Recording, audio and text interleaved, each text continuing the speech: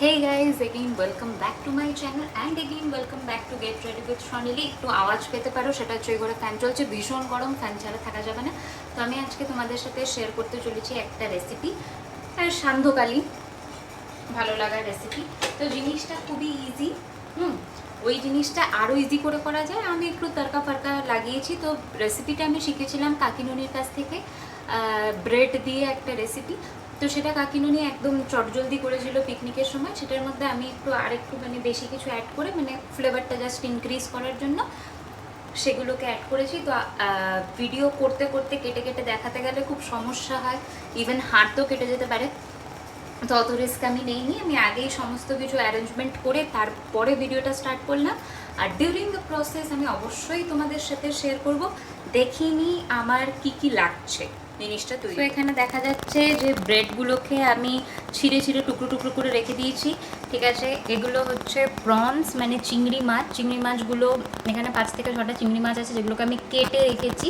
হ্যাঁ, কারণ কি গোটাগুলো অনেকটাই বড় ছিল, আস্ত মুখে পড়লে ভাল লাগতো না, বা পকোড়ার মধ্যে যাতে টুকরো টুকরো মুখে পড়ে ভাল লাগবে। এখানে আছে কুচনো ধনেপাতা, কোরিয়েন্ডার লিভস, আর এখানে আছে কুচনো গ্রিন চিলি, আর এখানে আছে কুচনো পেঁয়াজ আর রসুন, আর এখানে আছে একটা চিজ। কাকিনুনি যেটা বানিয়েছিল সেটাতে খালি লেগেছিল ব্রেড, পেঁয়াজ, লঙ্কা, ডিম দিয়ে গুলিয়ে পকোড়ার মতো গোল গোল করে বানিয়েছিল। খুব ইজি। যখন টাইম কম থাকবে আর তোমাদের খুবই একটা কিছু মাঞ্চিং খেতে ইচ্ছা করছে, ক্রিস্পি খেতে ইচ্ছা করছে, তো বানিয়ে নিতে পারো। আমি একটু তরকা অ্যাড করার জন্য আর একটু জিনিস দিয়েছি। যাই গিয়ে ডিমটা নিয়ে আসি, তারপরে মিক্স করি সবগুলোকে, তারপরে পকোড়াটাকে বানিয়ে ফেলি। অনেক দেরি হয়ে গেছে, দূরে দেখা যাচ্ছে 8:30 বাজে। বানিয়ে ফেলি, নাহলে সবাই আমাকে মারবে। এমনিতেই সবাইকে চা বিস্কুট খাইয়ে মুখ বন্ধ করিয়ে রেখেছি, তাড়াতাড়ি বানিয়ে ফেলি। তো আমাকে আধা দেখা যাচ্ছে, আধা দেখা যাচ্ছে না। তো যাই হোক, আমাকে দেখিয়ে কাজ নেই, যেটা দেখি কাজ সেটা দেখাই। আর এই ডিম গড়িয়ে চলে যাচ্ছে। এখানে আমরা নিচ্ছি 2টো ডিম। ফাস্ট করতে হবে ভীষণ।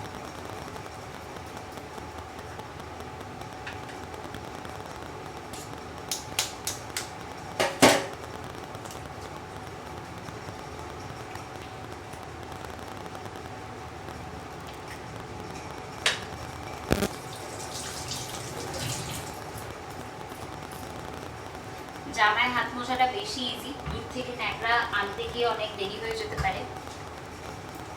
আর আমার জামাটা থেকে কিছু মাইন্ড করো না, বাড়িতে সবাই এরকমই, গরম কম লাগে যেগুলোতে, সেরকমই জামা পরে। দিচ্ছি নুন পরিমাণ মতো, বেশি দিয়ে কেস খাবো না। আচ্ছা, এই সব জিনিসগুলো অ্যাড করে দিচ্ছি।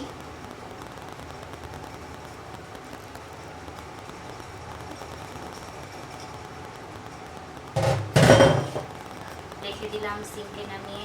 পেঁয়াজ কুচি, রসুন কুচি অ্যাড করে দিচ্ছি। এখানে আটবে কি জানি বাবা।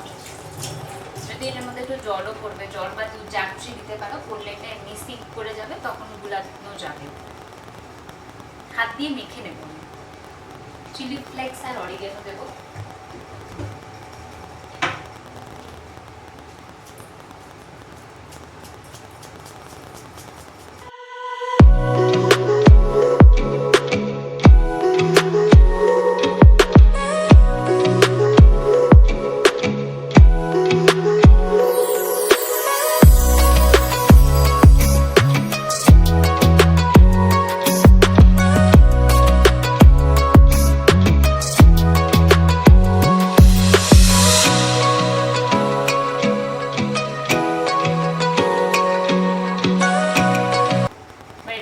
জল দিয়ে দেবো।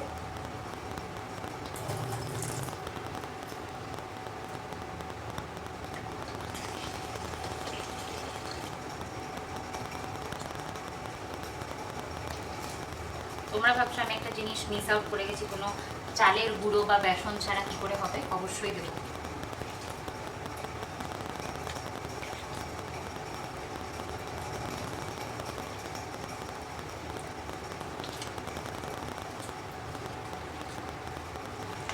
কর্নফ্লাওয়ারও দিতে পারো, আমি কর্নফ্লাওয়ারই দেবো। তো এই যে কর্নফ্লাওয়ার নিয়ে চলে এসেছি, এবার এটার মধ্যে এগেইন একটু জল মিশাবো। বেশি হয়ে গেছে, একটু ফেলে দিই। বেশি নাও হতে পারে, বেশি হয়নি। তোমাদের যেটা খুশি ইউজ করতে পারো, কর্নফ্লাওয়ার ইউজ করতে পারো, চালের গুঁড়ো ইউজ করতে পারো, বেসন ইউজ করতে পারো। আমি তেলটা গরমে দিয়ে দেওয়া উচিত ছিল, দেইনি, একবারে হাত ধুয়ে দেবো। এটার মধ্যে আমি একটু শেজওয়ান চাটনি ইউজ করবো। সব কিছুতে আমার একটু বেশি মশালেদার, স্পাইসি, বেশ এরকম করে পকোড়াগুলো ছেড়ে দিলেই হয়ে যাবে। ভীষণ ইজি। বাড়িতে পনির থাকলে একদম ছোটো ছোটো পনির দিয়ে করতে পারো, যা খুশি। যে সন্ধ্যার খাওয়ার করবে তাকে ধুয়ে মেজে মুছে রাখতে হবে, তো এটা বাজা অনেক বেশি ইজি। আমি এটাতেই করবো। গ্যাসটা অন করে নিই।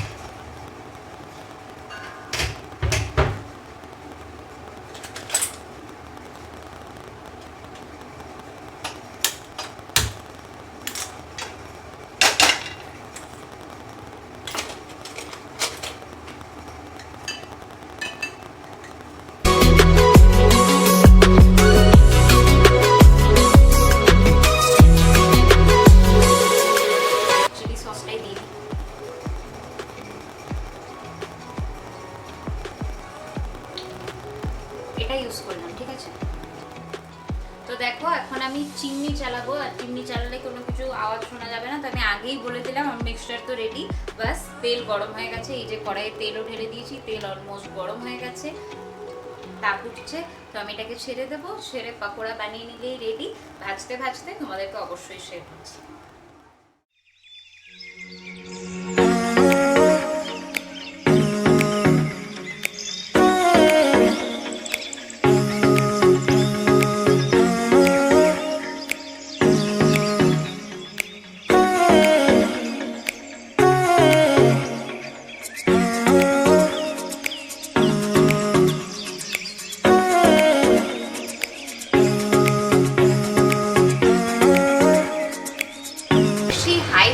ভাজলে বাইরের কোটিংগুলো, মানে বাইরেটা তাড়াতাড়ি পোড়া পোড়া হয়ে যাবে আর ভেতরটা ভাজা হবে না। তো তাই জন্য হালকা ফ্লেমে স্বস্তিতে ভাজতে হবে, আস্তে দিয়ে। আজকে আরও অনেকগুলো ছাড়া যাবে, তো ছেড়ে দিই।